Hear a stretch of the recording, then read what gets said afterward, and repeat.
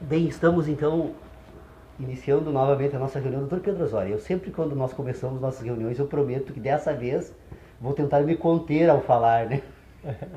Só que como nós não tivemos reunião na semana passada, foi um recesso de uma semana aí do grupo, né? Então, desde a última reunião eu saí daqui com algumas questões que eu venho pensando e que eu gostaria de propor, então, hoje nós mudarmos um pouco a pauta. Mudar a pauta em certo sentido, porque todas as nossas reuniões elas têm sido para nós tentarmos entender o problema que nós temos para resolver. E isso a gente faz desde a primeira reunião. Olha, se nós continuarmos tentando fazer isso, nós talvez venhamos todos aqui a morrer sem conseguir cumprir com essa tarefa, porque o problema é muito grande, é um problema gigantesco, né? Então, é óbvio que cada um de nós então vai ter que fazer um esforço individual para resolver os seus problemas, né? Porque, na verdade, para que a gente resolva os problemas que a gente se propõe a resolver aqui, nós teríamos que resolver os problemas da filosofia. E o problema das filosofias são todos os problemas da teoria do conhecimento. E a teoria do conhecimento traz todos os problemas da fenomenologia, da natureza, do homem, do universo. E então nós não temos, é uma tarefa que ela é cumprida só em parte. Então qual é a parte que nos cabe? Resolver os nossos. Dentro do possível, avançando ao máximo, né, para tentar descobrir até onde podemos então avançar naquilo que nós precisamos então de organização da nossa inteligência para poder então com a inteligência fazer uso dela. Se nós temos uma inteligência, nós precisamos usá-la com inteligência. Não teria sentido, né, usarmos a inteligência como se estivéssemos tratando com uma coisa, com um objeto qualquer, um assunto qualquer. Bom, então o que eu pensei em fazer hoje? Nós poderíamos tentar então examinar um dos tópicos desse sistema de inteligência que talvez seja, eu percebi em todas as reuniões que nós polemizamos aqui, a polêmica sempre, em todas as reuniões, ela está focada talvez num único tópico que reina entre nós aqui, na minha concepção, a mais absoluta desordem e confusão, né? Que é tentarmos então examinar um pouco melhor o que nós podemos ter aqui por verdade. Por que isso? Porque nós nos guiamos por aquilo que nós chamamos das nossas verdades.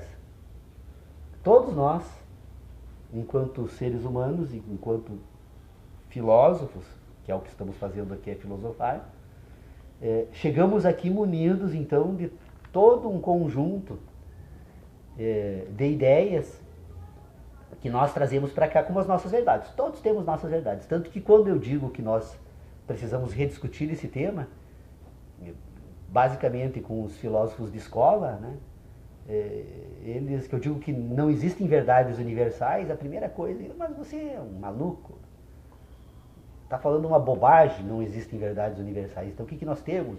O sol está ali, o dia e a noite existem, né? A terra gira, eu existo, né? Segundo eles, isso seriam verdades. E, portanto, negar a existência de verdades universais, isso seriam verdades, segundo eles, também universais. E negar a existência dessa universalidade dessas verdades, então, segundo o que eles afirmam, seria um despropósito, uma tarefa insana, né? Coisa de quem não tem o que fazer. E aí, se todos esses argumentos não bastarem, eles saem agredindo, né? Enchem de desaforo e brigam com a gente, né? Então isso tem se mostrado que nós estamos diante de um ponto que precisa ser resolvido. O que nós podemos então ter por verdades? E para mim essa é a questão que eu resolvi já há muito tempo e que não tenho mais problema nenhum organizar essa ideia, porque ela parecia assim para mim tão tranquila e que eu acho que nós precisaríamos então examinar se é possível então chegarmos às mesmas conclusões que eu imagino que precisam ser chegadas para que a gente então possa dar isso por superado. O que são as verdades para todo que nós temos que tomar então como tais? Ora, se nós estamos aqui já, desde dos nossos primeiros encontros, ao examinar então os problemas que temos para resolver, nós já chegamos à seguinte conclusão: nós temos então um ser que nós estamos examinando, que é o ser humano, e ao examinar esse ser humano, nós percebemos que esse ser humano ele tem dois sistemas que ele faz uso para ser o que é. Quais são esses sistemas que esse ser humano tem? Ele é um ser que sente. Ele sente porque tem sentidos. Esses sentidos fazem parte de um sistema. Este sistema é o que compõe uma inteligência nesse ser. E esta inteligência, ao entrar em funcionamento, permite que ele sinta. Então nós temos uma inteligência natural que permite ao homem sentir. Só Claro. um toque aí. Me parece que o caminho é esse. O caminho é esse. Ocorre que a cada passo que dermos num ou no outro sentido, né, direções, se abre um mundo, né, de complexidade, sem que tenhamos deixado como razoavelmente superado o calcanhar do passo, da perna que ficou para trás, o pé de apoio. Então, primeiro, aquela tradicional pergunta, mas afinal, nós temos verdades, dispomos de verdades? Pois é. Então, parece que podemos dizer que dispomos de algo tido como verdadeiro. É uma verdade que está sempre sob crítica. E o que estamos fazendo agora? Exatamente isso. A sua colocação, o Dr. Paulo nos convida a isso aí. E nesse sentido, não temos que recusar. Se você dispõe da verdade tal como ela é, em toda a sua inteireza, se dispõe, por que procuras? Né? Já encontraste o apoio. Não, é uma procura bem fundada, bem examinada, de trilhas totalmente superadas que nós, né, voltamos até historicamente para dar uma olhada só.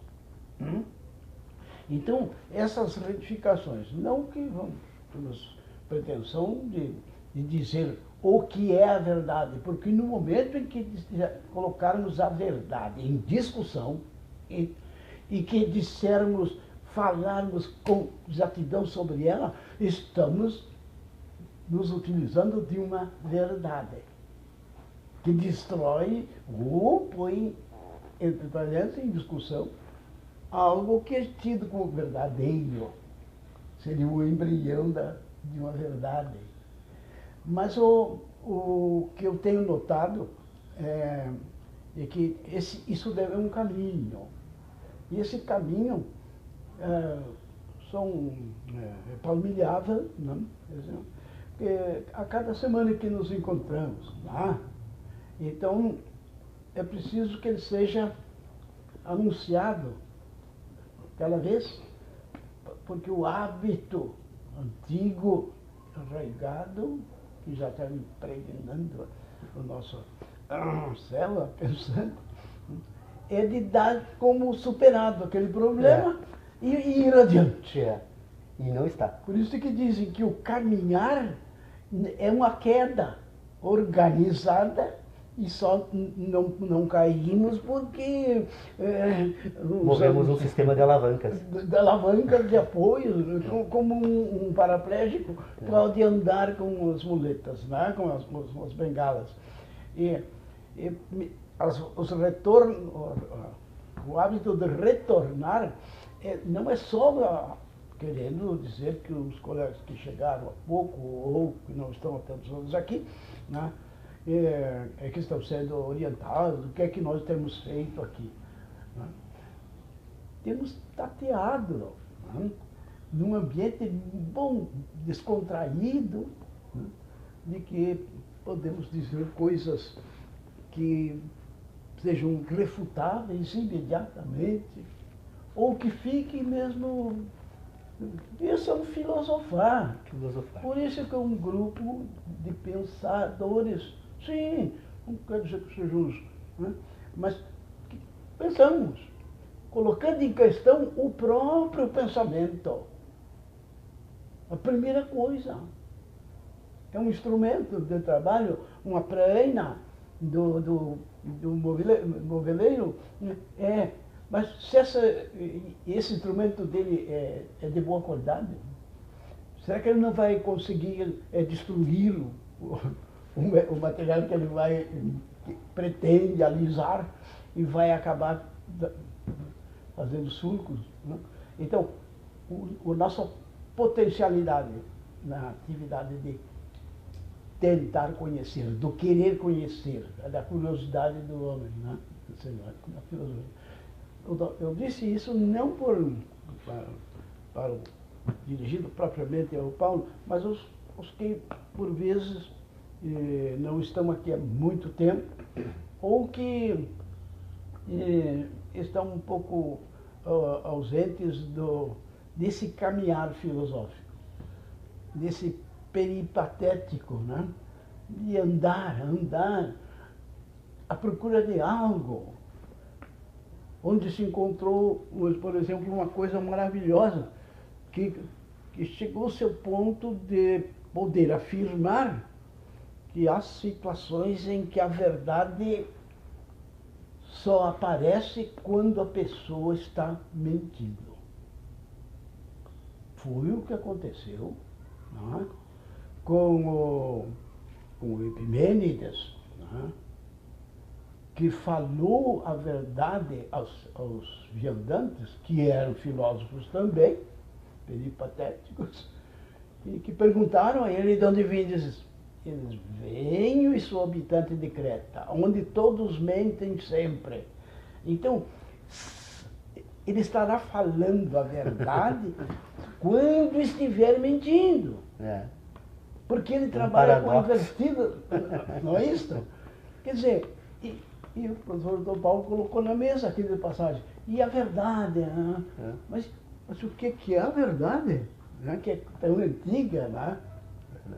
Por isso que eu acho que cabe para nós o verdadeiro, aquele detido, que é verdade. Vou colocar isso na mesa, não para se abraçar a ele como tal, não, para verificar a sua consistência. Pois é, mas doutor Pedro Osório, eu acho que aí, ó, nessa questão não, talvez... Pode prosseguir, então. Eu acho que aí nessa questão assim que está a centralidade dessa necessidade de análise. Porque perceba o senhor uma coisa aqui. O problema todo é que nós não podemos descartar essa discussão sobre verdades, até porque ela é fundamental. É o principal instrumental utilizado no sistema de inteligência do homem. Todos os seres humanos possuem indubitáveis verdades. Verdades em relação às quais eles têm, poderíamos usar agora emprestado um outro sistema de inteligência, eles têm certezas. Porque há uma correspondência subjetiva entre a sensação e a ideia. O sujeito que tem as suas verdades, ele na verdade, ele tem algo que foi construído numa relação com a natureza. Então o sujeito esteve presente em um determinado fenômeno, participando de um determinado fenômeno, esse fenômeno produziu sensações, estas sensações estão agora armazenadas num sistema de inteligência, esse sistema de inteligência se chama memória também, ele usa de um sistema que também se chamamos de memória, e a correspondência da memória com a sensação e a ideia, então é o que dá a verdade ao homem. Todos nós temos verdades. Isso, eu jamais neguei isso. O que eu digo, e aí então está o que eu quero separar, para nós podermos examinar um pouco melhor, e que tem sido objeto, né, com os heideggerianos e todos aqueles que fazem filosofia de escola, é de que eles sustentam que estas verdades, que todo ser humano tem, elas podem ser universais. E aí então entra a polêmica, porque segundo o que eu imagino que nós precisamos fazer uso como para efetivamente ordenar esta problemática, é dizer o seguinte: se as verdades, se existem verdades universais ou não, eu não tenho, não tem motivo algum para mim fazer esse tipo de pergunta, ou utilizar esse tipo de questão aqui, porque ela não tem utilidade. Ela não tem utilidade alguma. Porque o que acontece? O que nós temos, na verdade, neste sistema todo, então, é um sistema de inteligência em funcionamento. E aí eu estava pensando hoje, na parte da manhã, eu levantei cedo e fui caminhar um pouco para pensar sobre a pauta da reunião de hoje, porque eu acredito muito nos peripatéticos. O ser humano, quando caminha, produz endorfina. E a produção de endorfina que a caminhada produz, ela realmente, assim, ela parece que tem certos insights, né? Que são aquelas relações que tu constrói no sistema de inteligência que permite, então, avançar em certas questões. Eles normalmente se dão nesses momentos. Então eu gosto muito de caminhar. E hoje, caminhando, eu estava pensando, nós precisamos fazer uso, tentar encontrar uma palavra nova para expressar uma ideia. Eu disse, olha, se a palavra não existe, vamos criar essa palavra, né? Assim como já foi criado aqui nesse grupo de estudos a palavra heptanimal, que é para mostrar, tentar demonstrar esse sistema de relacionamento que constitui essa inteligência natural. Poderíamos criar uma nova palavra para fazer a objeção do tal comoção. Tal comoção, palavra dessa forma, dita assim. Por quê? Porque nós precisamos reconhecer uma coisa na natureza. Tem certos acontecimentos no plano da natureza fenomênica que são tal comoção. As nossas ideias não alteram os fenômenos. O que nós pensarmos sobre eles jamais vão influenciar na ocorrência dos fenômenos, porque eles são o que são. E em certo sentido, na teoria, na ordenação do sistema que nós estamos tentando ordenar aqui, existe algo que é tal como é. E nesse algo que é tal como é, está o homem. Há uma objetividade que extrapola a nossa subjetividade. O que nós fazemos na filosofia? Nós queremos colocar a objetividade na subjetividade. Ou seja, nós queremos colocar o maior dentro do menor. O universo tudo dentro da capacidade humana de compreensão. Isso é impossível. É um paradoxo. Ora, como é que o menor vai abarcar o maior? É impossível. Porque o maior é tão grande, sob o ponto de vista das sensações que nós utilizamos para ordenar esse sistema, que as minhas sensações não passam de limites absolutamente restritos desse universo todo. E aquilo que chega do universo todo chega tão desatualizado, porque se eu trabalho com sensações visuais, que é o que nos resta para examinar o universo, essas sensações visuais trafegam pela velocidade da luz, que é 300 mil quilômetros por segundo, e que, embora essa extraordinária velocidade no universo não é nada, e a boa parte das informações do universo chegam nas minhas sensações desatualizadas em milhões daquilo que nós chamamos de tempo, anos, né? Então, a subjetividade não pode englobar a objetividade, mas nós podemos tentar examinar essa objetividade para ver como essa subjetividade funciona dentro dela. Só um pouquinho. Não vou atrapalhar. Não atrapalha, fica à vontade. Acredito que vai ser tem uma contribuição aí, que é uma coisa muito singela. Aquele exemplo que eu dei de um bujão de gás que explode. E nós estamos aqui. A nossa companheira de trabalho e os nossos colegas, o doutor Camargo, estamos aqui. Pum! Aquela explosão enorme. O colega ali, olha, eu provavelmente, mais experiente, que se sobrevivi até agora, é porque andei me cuidando bastante. É possível que eu me jogue debaixo de uma mesa, no sofá, para me proteger contra aquilo. Irracionalmente, porque já ocorreu a explosão. Então já está ocorrendo. Mas o pânico que eu não sou tomado.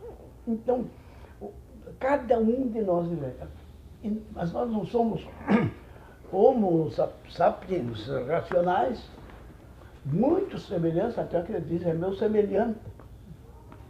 Eu sou semelhante, o senhor é meu semelhante. Até onde vai essa semelhança? que um subiu a escadaria apavorado, o outro se jogou debaixo do sofá, e o outro chega e diz, mas o que é isso? Foi lá, até se interessou para ver imediatamente de onde é que vinha aquilo. A causa, o fenômeno lá, ocorrente lá, aquela matéria que explode, né? Aquelas ondas sonoras que assustam, atingiu a todos nós igualmente. Mas será?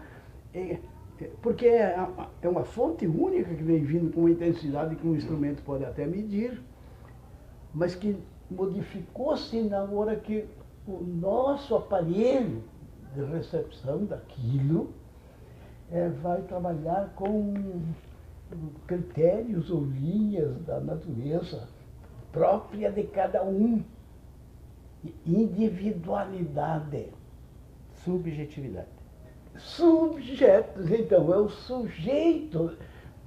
Se eu sou sujeito, e verdadeiramente todos nós, cada um, é porque você tem uma certa independência em relação a objetos, aquilo que está fora e que me impressiona, que recolhemos, tanto é que a experiência foi feita, recolhemos diferentemente um fenômeno indiscutivelmente único que estava lá, que foi aquela explosão, aquele ruído, aquela fumaça, aquele pânico, né? Com aquela capacidade. A subjetividade não isoladamente em si, desculpando o termo, é uma subjetividade que se manifesta em torno de algo objetivo para todos. Mas ela é posterior. A subjetividade ela é resultado da objetividade. Sim, a explosão do Porque gás. se ele está subjecto, né? Está um objeto, tem algo acima, né? Então você veja, há uma contradição, porque querer que o subjeto englobe o objeto é impossível, porque ele é resultado. Ele está sujeito. Ele está sujeito. É uma relação que, por isso que eu digo assim, ó, por que nós precisamos examinar as coisas tal como são, né?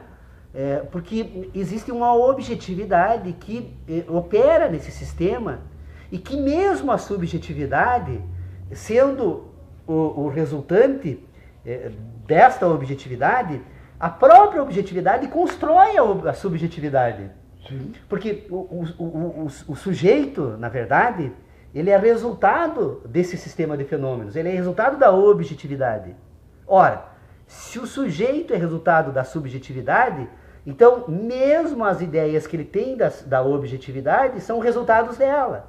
Então há uma relação de causa e efeito que se opera aí e que nós temos que reconhecer. Então, qual é o papel do sujeito agora? O papel do sujeito, então, agora é voltar-se para si próprio, voltar-se para essa subjetividade, não com a pretensão de dominar a objetividade, porque isso é impossível. O papel da subjetividade é voltar-se para a subjetividade para dominar a subjetividade. Então, o domínio da subjetividade... Ou que não se colocar em dúvida. O papel da subjetividade aqui agora é o quê?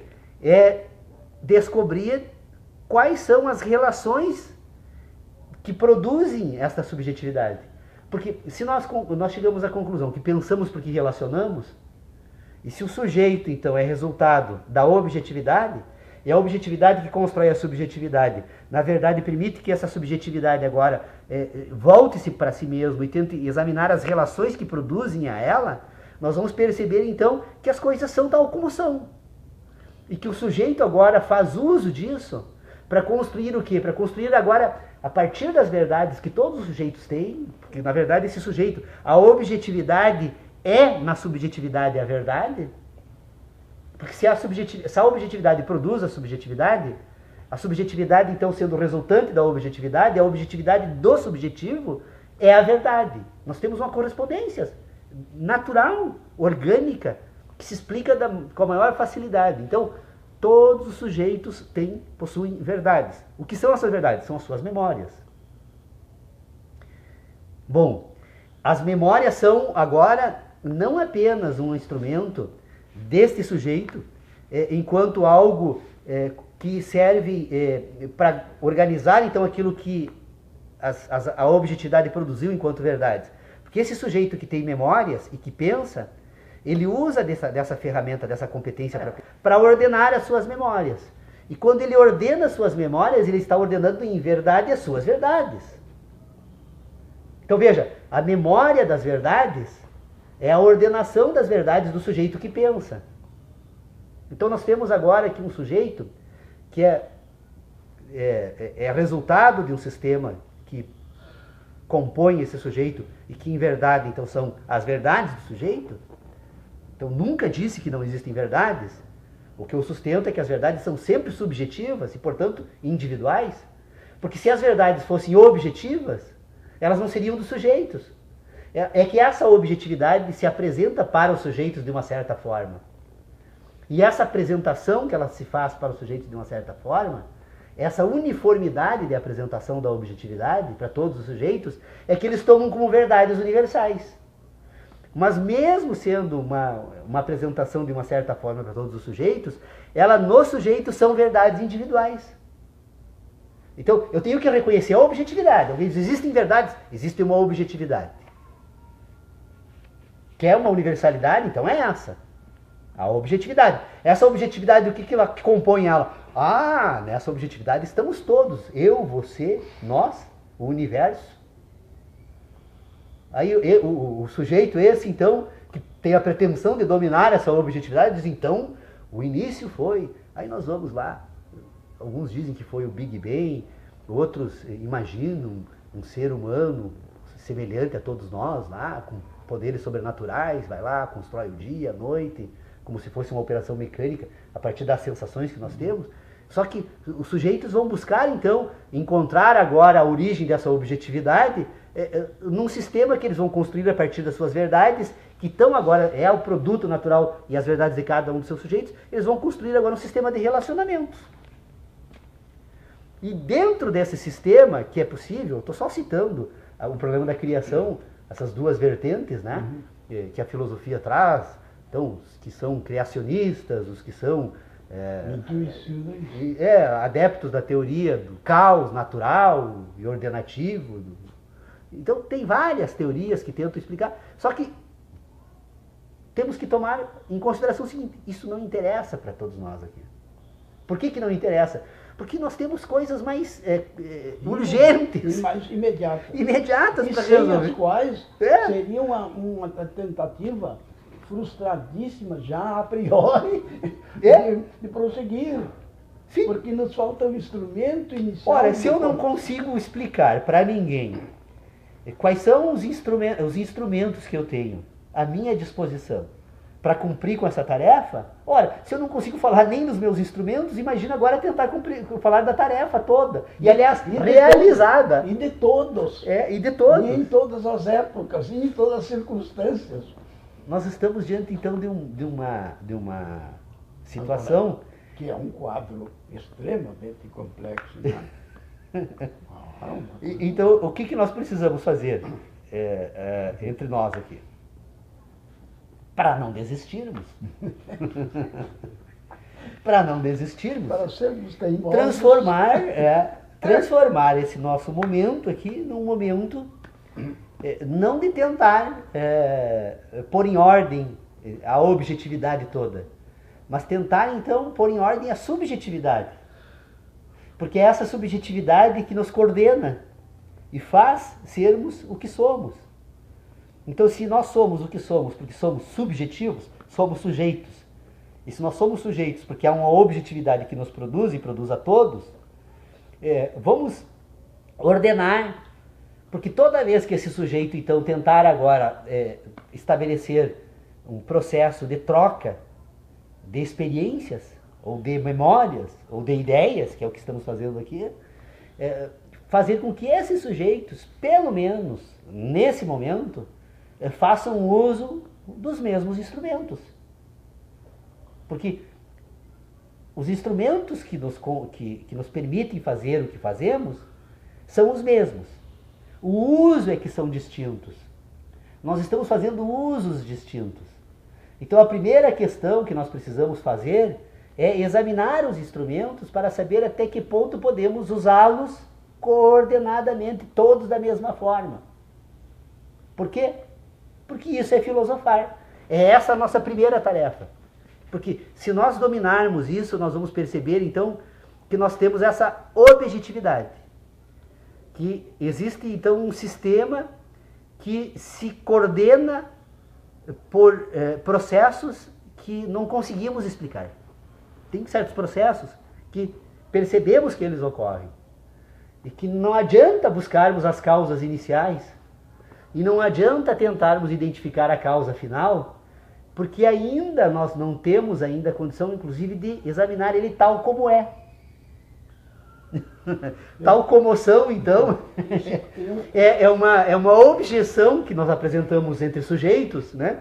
Porque eu tenho que chegar para outro sujeito e dizer, mas diga-me como essas coisas todas você reconhece como se processam, esses processos que ocorrem, para examinarmos se vamos tratar das mesmas questões. Porque quando nós falamos de verdades, isso é um problema do drama da convivência humana. Como nós coordenamos ações e como nós agimos na natureza e agimos orientados por um sistema de inteligência que nós chamamos que é um sistema racional, esse sistema racional, então, exige de nós um conjunto de instrumentos que legitimem essa ação.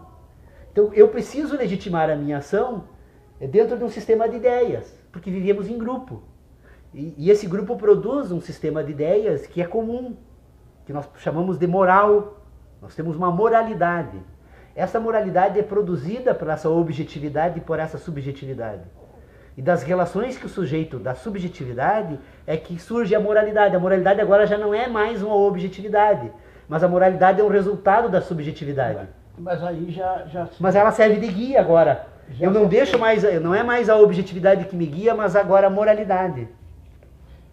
Ocorre que essa moralidade que vem a cada que nos chega e que se adapta muitas vezes à nossa vontade. Pois aí que está, é essa a razão da tal comoção, a teoria da tal comoção aí é exatamente para tirar isso fora. Não para o mundo, digamos, dado para nos tornar pacíficos, em guerra não em guerra conosco mesmo. Então, isto é subjetivo. Mas há um momento que alegamos que esta subjetividade minha, que é da mesma natureza do que os senhores, dos senhores, e que, portanto, ela é uma medida ótima para qualquer coisa. Nada disso, a objetividade continua lá no lugar dela. O ser continua lá, que aquilo lá, e até se tiver condições, ele rir na nossa cara, dizendo os coitados. Eles estão confundindo a subjetividade de cada um deles naquilo que eles conseguirem de comum e querem dizer que isso é que está em toda parte. Para além da espécie humana, aquela coisa toda. Quer dizer, isso é de uma importância vital.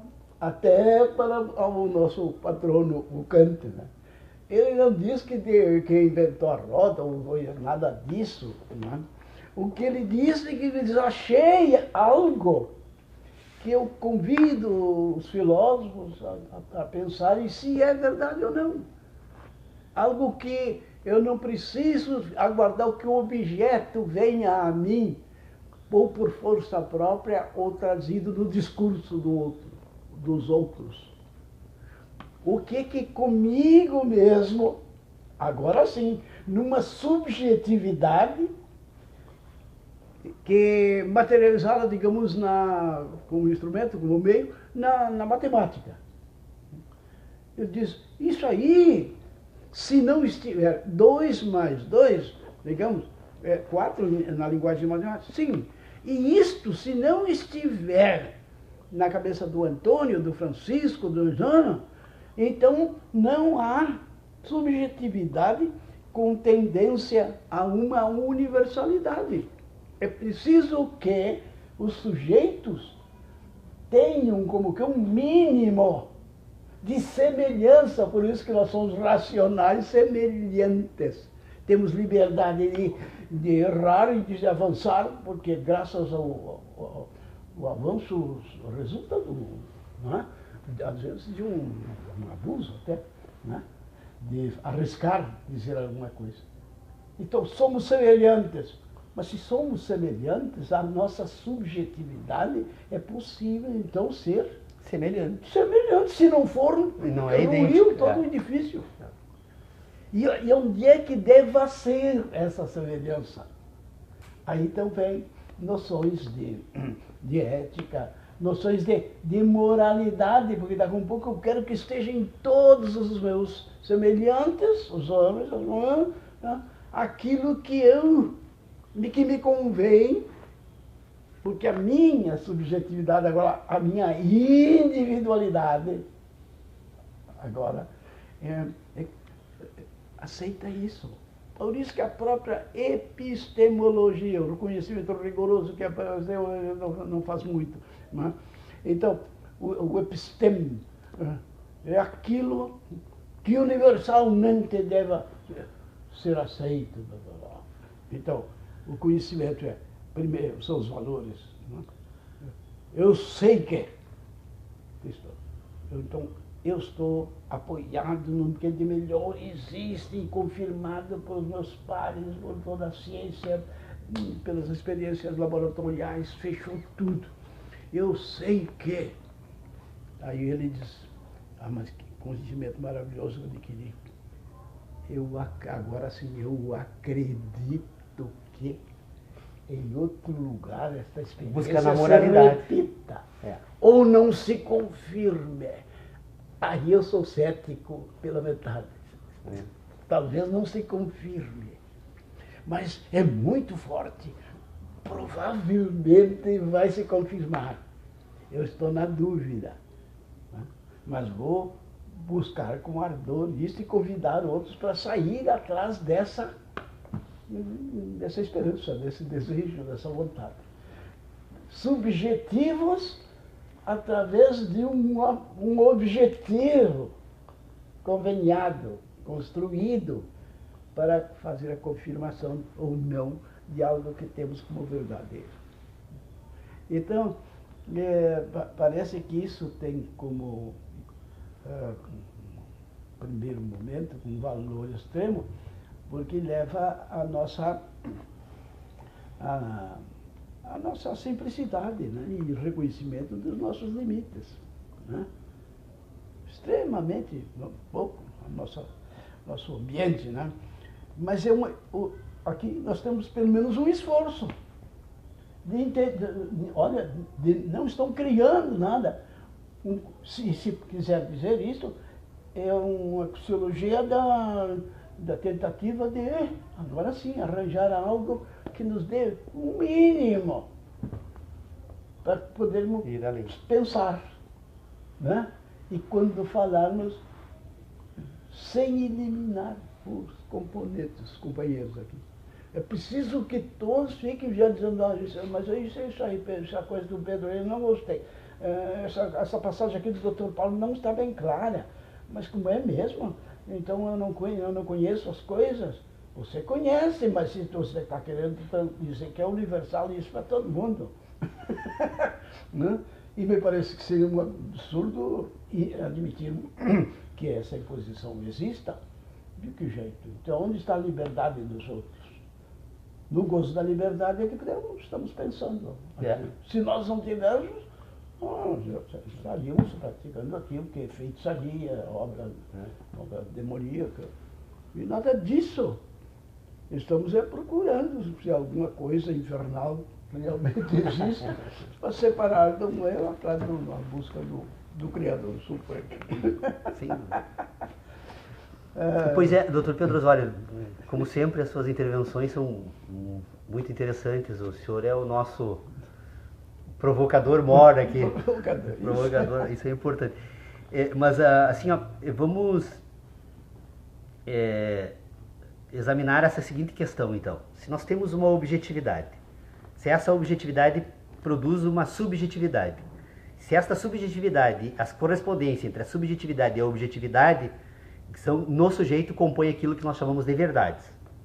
Agora o problema é que esta objetividade e subjetividade composta de verdades, ela tem memória das verdades, e da memória das verdades, então, ela desenvolve agora um sistema que são ideias das memórias das verdades. As ideias das memórias das verdades agora servem o quê? Servem de guia para orientar a ação desse sujeito. Porque esse sujeito agora, que se reconhece como tal, ele não apenas sente e pensa, mas age. Então, esse sujeito que age agora vai construir um sistema de ideias a partir destas memórias. E esse sistema de ideias, a partir dessas memórias, compõe, então, as referências que ele faz uso para coordenar a sua ação. Então, o que são essas referências? São ideias. O que compõe essas ideias? Nós chamamos, então, na filosofia e na teoria do conhecimento, esse assunto já está muito bem colocado, é aquilo que esse sujeito, então, agora constrói um ambiente de moralidade. As ideias que o sujeito tem sobre o mundo e sobre si, elas são ideias morais. E essas ideias morais, elas guiam a ação do sujeito.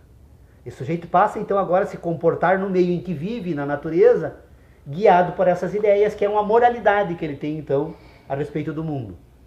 O que é essa moralidade, então? É um conjunto de crenças. E que, inclusive, dentro desta moralidade, nós vamos colocar aquilo que nós chamamos de ciência. A ciência não embora a ciência seja construída a partir das relações entre a subjetividade e a objetividade, na verdade a ciência ela se desenvolve dentro da moralidade, ou dentro do sistema de ideias do sujeito. Por quê? Porque o sujeito acredita que algo se comporta de certa forma, até que, munido de uma nova informação, ele precisa reformular essas ideias. Então, se a ciência fosse realmente aquilo que nós exigimos de um conceito de ciência, ela seria imutável. E nós temos percebido, a história da teoria do conhecimento demonstra que a ciência sistematicamente é reformulada toda ela. Em vários momentos da história, em Newton, em Galileu, né? A natureza dela ser assim. É da natureza da ciência. Então a ciência, na verdade, ela se estrutura dentro de um ambiente moral. Então veja que mesmo aquilo que nós temos como mais estável e ordenado no plano da natureza, na verdade é uma crença. Então nós trabalhamos com um sistema de crenças que tomamos por verdades. Esse é o primeiro grande problema para ordenar então a teoria do conhecimento. É que os filósofos de escolas teimosamente não reconhecem isso. Não, esse assunto não interessa e não querem discutir. E quando a gente tenta discutir, a polêmica vai imediatamente, né, para ataques pessoais, porque você não sei o quê, ao invés de examinar as ideias. É essa questão que precisa ser resolvida. Nós temos que reconhecer, ou então explicar de maneira mais clara, pelo menos esses filósofos de escola precisam explicar de maneira mais clara essa questão. Ora, o que eles têm por verdades e o que eles têm por crenças. Porque as crenças estão organizadas num ambiente de inteligência. E as verdades estão organizadas em um outro ambiente. Embora as duas estejam ordenadas dentro de um sistema que nós chamamos ideias, elas têm origens diferentes. Tem origens. Uma tem origem nos sentidos. Ora, se eu atorei um dedo fora e eu senti a dor do corte, da amputação do dedo, isso vai compor as minhas verdades para toda a minha vida. Por mais que eu tente negar que eu perdi o dedo, e por mais que eu tente dizer que eu jamais senti dor alguma, a memória desta dor vai estar presente no meu sistema orgânico, porque é orgânico, é tal como é. E eu não tenho o que fazer com relação a isso. Então, a natureza se organiza a partir de uma objetividade e de uma subjetividade. A relação entre a objetividade e a subjetividade produz verdades. Nada mais do que isso. Então, nós temos um ambiente de verdades. E ele não é um ambiente de ideias, é um ambiente de sensações. É um ambiente de sentidos. Os sujeitos que falam de verdades falam de sentidos. Só que essas verdades e estes sentidos, que são tal como são, porque pouco importa o que se pensa disso, eles vão então agora servir de instrumento de massa, usar um termo, né, da construção, né, de massa então agora para compor este sujeito, para produzir crenças. Agora este sujeito tem um instrumental pelo qual ele vai compor o seu sistema de crenças. E o seu sistema de crenças, então, agora é tudo aquilo que ele pensa deste mundo, dessa objetividade. Porque o que ele pensa da objetividade não é objetividade, é pensamento. A objetividade continua lá. Ela está lá, não interessa. Agora, se ele vai fazer uso adequadamente dessas relações subjetiva e objetiva, porque você me perguntou essa semana, disse, Paulo, né, me mandou um e-mail, o Tércio fez a seguinte pergunta, me explica de novo, disse ele, o que você tem... um dia nós falando, embora esse assunto não seja exatamente a temática central das nossas reuniões, ele disse, o que tu tem por trauma? Quando que o sujeito tem trauma, né? Bom, eu já falei várias vezes que o sujeito que se constitui como sujeito, essas relações entre a objetividade e a subjetividade que produz o sujeito, ela produz uma inteligência de sentidos, que é orgânica, que é natural, que fica armazenada e que, como isso funciona, talvez jamais consigamos explicar adequadamente. Porque como pensamos a partir de sentidos, é provável que esse sistema, essa objetividade, esteja composta por determinados fenômenos que não se comuniquem com os nossos sentidos e que, portanto, jamais tenhamos condições de examiná-los. Mas ela existe. Há um sujeito que tem uma inteligência de sentidos e que sente. Sente porque é sujeito. Este sujeito que sente antes de pensar. Porque a capacidade racional que é desenvolvida no ser humano, ela não faz parte do embrião, essa racionalidade. Essa racionalidade é um processo que se constitui, se desenvolve, se compõe de determinados elementos orgânicos que exigem, inclusive, uma parte de vida no mundo da natureza, fora do útero materno. Mas a inteligência de sentido já é construída desde a concepção. Ela é natural, ela é orgânica. Então, este sujeito que compõe um sistema de inteligência natural, num determinado momento, essa é a razão pela qual nosso grande mestre Kant aqui já disse, todo conhecimento tem origem na experiência, é quando este sujeito agora se consegue começar a fazer uso destas experiências para constituir um sistema moral, que é um sistema de ideias, este sujeito poderá identificar nessa inteligência de sentido a existência de sentidos que não conseguem ser explicadas pela inteligência moral. A inteligência moral não foi desenvolvida ou não se deu por conta adequadamente no momento da sua auto-ordenação e de ordenação das experiências. Essas experiências foram anteriores ao desenvolvimento dessa habilidade. Então esse sujeito vai encontrar um conflito entre o mundo da moralidade que ele vive e o mundo dos sentidos. E este conflito entre a inteligência de sentidos e a inteligência moral é o trauma. Tem pessoas que vão em pânico em certas situações, e tu pergunta, mas qual a razão disso? Ela não consegue explicar. Porque a inteligência de sentido dela está indicando algo que a inteligência moral não consegue explicar. Então, aquilo que a psicologia chama de inconsciente, na verdade, não é nada mais, nada menos que a inteligência de sentidos que todo ser humano é dotado, e é natural, e vem junto desde a concepção. E quem sabe já tenha vindo das gerações anteriores. Porque a inteligência de sentido é bem provável que ela seja legada.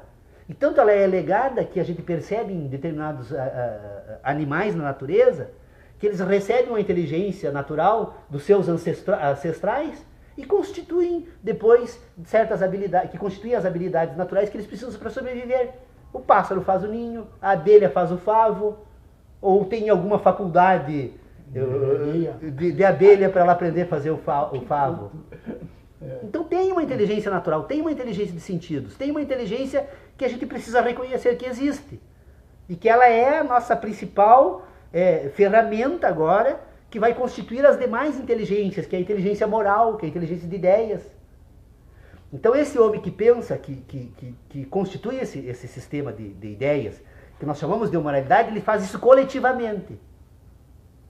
Então as ideias morais, que é uma redundância, porque a ideia é uma moralidade, o sistema de ideia é sempre uma moralidade, embora existam ideias que sejam certezas, porque elas se relacionam só no âmbito dos relacionamentos, mas que eu acho que não, mas vamos trabalhar com a ideia como um ambiente de moralidade. Este ambiente, então, é o que constitui todo o sistema que conduz, então, à ação humana. O homem age na natureza porque tem um sistema moral. Este sistema moral, então, ele tende a ser coletivo. Vocês vejam, as verdades são individuais e a moral é coletiva. Tanto que vocês vão perceber que em determinadas comunidades a moralidade é a mesma. A moralidade muçulmana é uma, a moralidade dos judeus é outra, a moralidade ocidental cristã é outra, a moralidade indiana é outra, a moralidade japonesa é outra, porque ela é coletiva. Seria certeza, categoria da certeza. A única universalidade nesse sistema de inteligência que nós temos é o ambiente das nossas certezas. Todos nós, todos os seres humanos, e aí sim, seus céticos, né, que negam a possibilidade da construção de um sistema científico na filosofia, nós temos a possibilidade de construir um ambiente da mais absoluta ordem e certeza, que é o ambiente, então, das nossas relações. Porque se nós estamos, então, dotados agora da capacidade de ter verdades, se nós estamos dotados da capacidade de produzir crenças, nós temos, então, como um instrumento auxiliar para fazer, então, essas operações, a possibilidade agora de construir um sistema de relacionamentos. Eu vou perceber a existência desse sistema, dessa capacidade no ser humano onde? Quando eu começo a refletir sobre os juízos matemáticos, que eu descubro que eu posso construir sistemas de relações que relacionem, então, signos ou representações que servem depois para nos orientar quando vamos distinguir diferentes objetos na natureza, na objetividade natural. Nós vamos perceber que essa objetividade é composta por partes.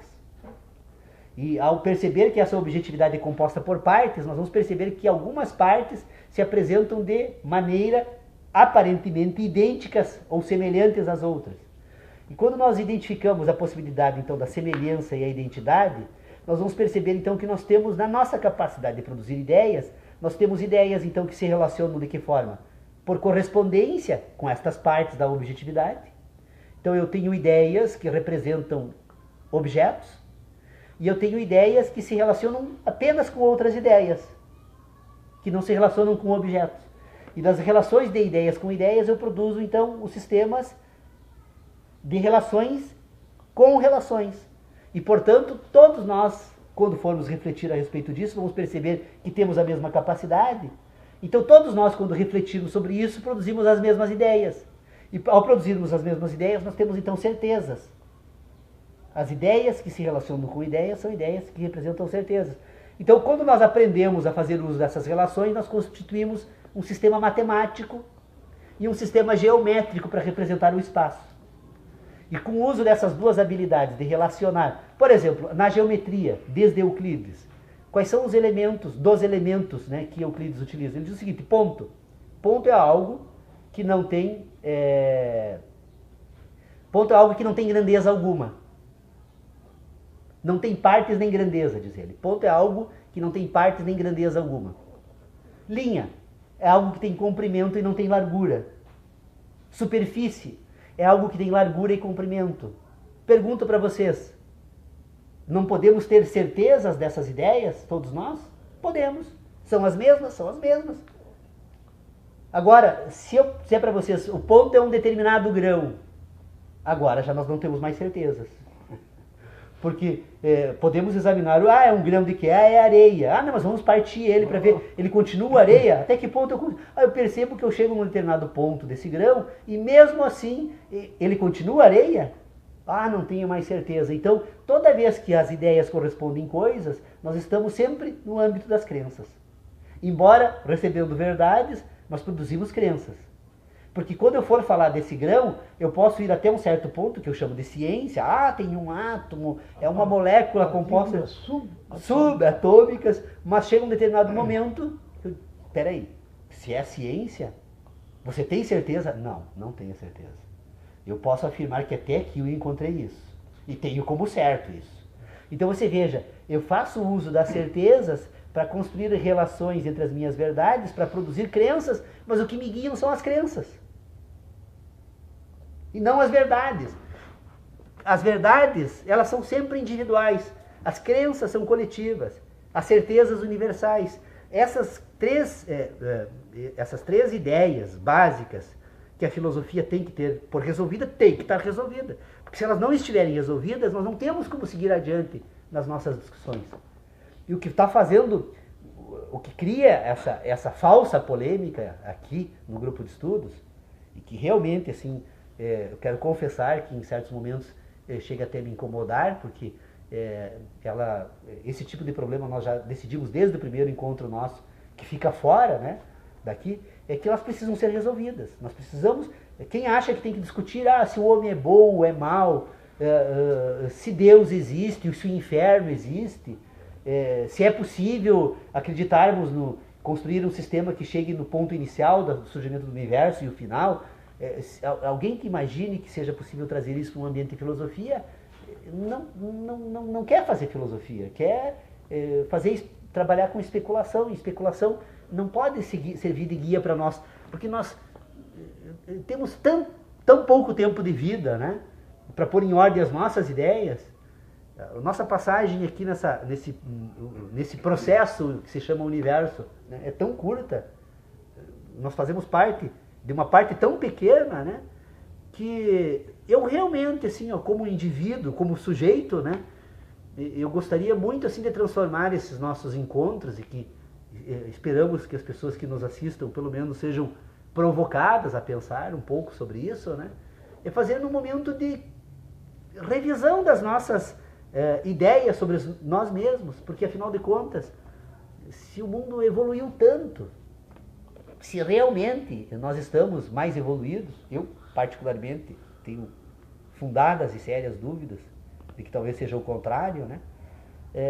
Nós temos o dever de tentar resolver alguns problemas que, infelizmente, a filosofia até hoje não conseguiu resolver. Não conseguiu. Não chegou a um resultado algum. E assim, nesse sentido, é que vale muito. Eu quero fazer um registro aqui, nós estamos chegando praticamente ao fim da nossa reunião.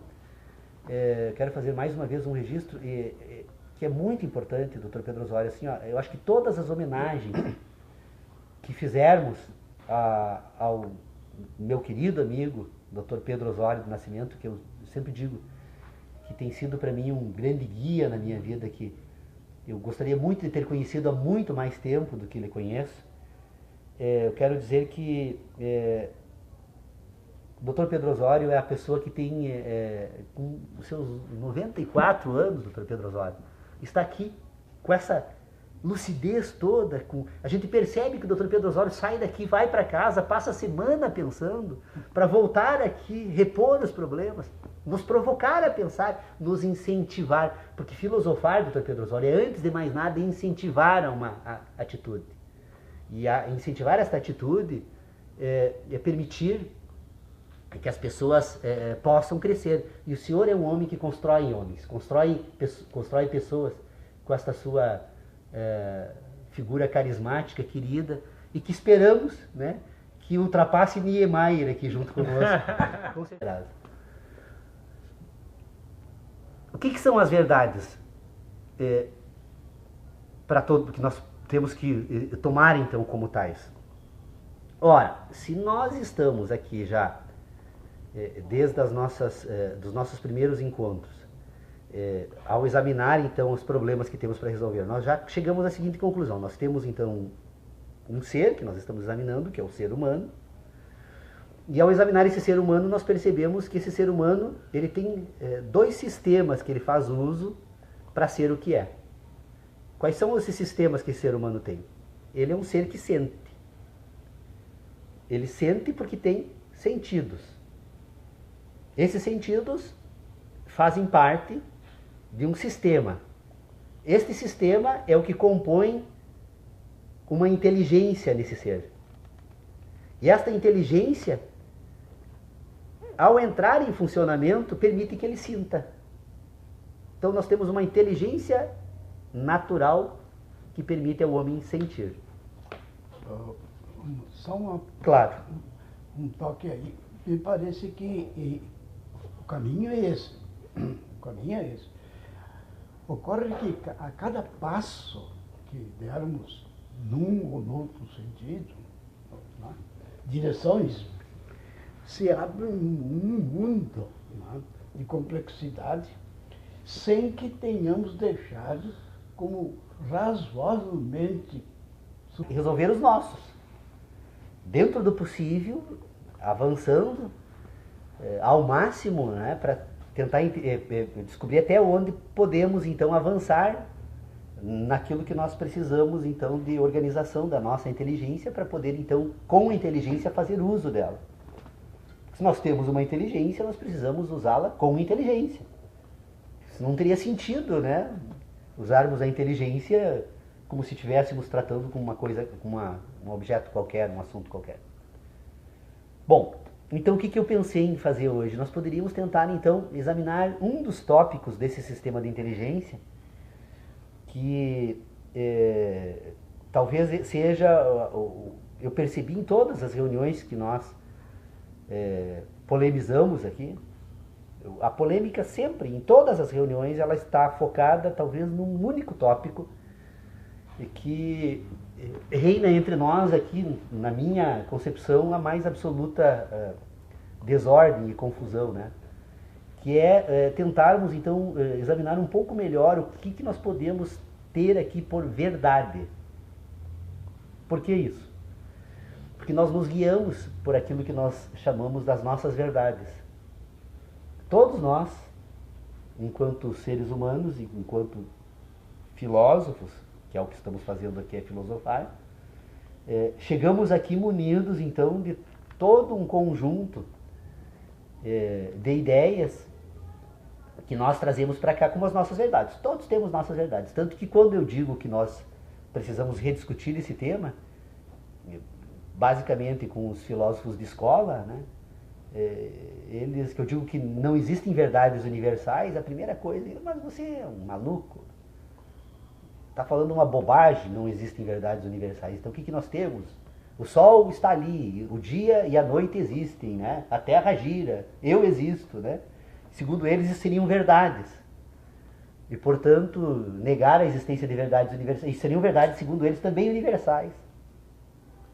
E negar a existência dessa universalidade dessas verdades, então, segundo o que eles afirmam, seria um despropósito, uma tarefa insana, né? Coisa de quem não tem o que fazer. E aí, se todos esses argumentos não bastarem, eles saem agredindo, né? Enchem de desaforo e brigam com a gente, né? Então isso tem se mostrado que nós estamos diante de um ponto que precisa ser resolvido. O que nós podemos então ter por verdades? E para mim essa é a questão que eu resolvi já há muito tempo e que não tenho mais problema nenhum organizar essa ideia, porque ela parecia assim para mim tão tranquila e que eu acho que nós precisaríamos então examinar se é possível então chegarmos às mesmas conclusões que eu imagino que precisam ser chegadas para que a gente então possa dar isso por superado o calcanhar do passo, da perna que ficou para trás, o pé de apoio. Então, primeiro, aquela tradicional pergunta, mas afinal, nós temos verdades, dispomos de verdades? Pois é. Então, parece que podemos dizer que dispomos de algo tido como verdadeiro. É uma verdade que está sempre sob crítica. E o que estamos fazendo agora? Exatamente isso. A sua colocação, o Dr. Paulo nos convida a isso aí. E nesse sentido, não temos que recusar.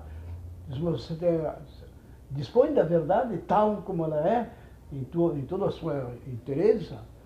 Se dispõe, por que procuras? Né? Já encontraste o apoio. Não, é uma procura bem fundada, bem examinada, de trilhas totalmente superadas, que nós voltamos até historicamente para dar uma olhada só. Então, essas retificações, não que temos pretensão de dizer o que é a verdade, porque no momento em que colocarmos a verdade em discussão e que dissermos, falarmos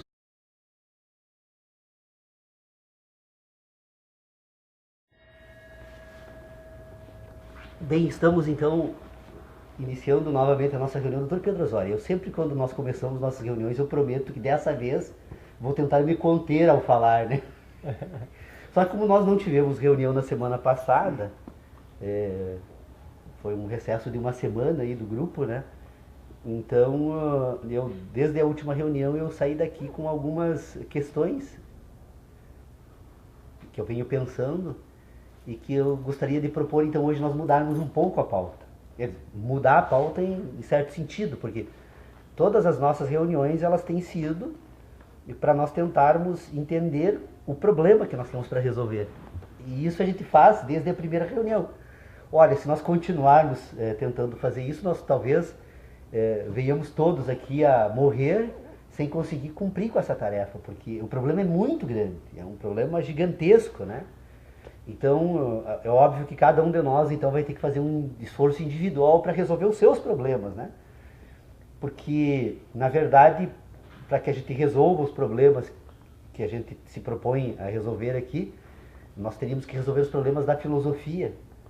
E o problema das filosofias são todos os problemas da teoria do conhecimento. E a teoria do conhecimento traz todos os problemas da fenomenologia, da natureza, do homem, do universo. E então, nós não temos, é uma tarefa que ela é cumprida só em parte.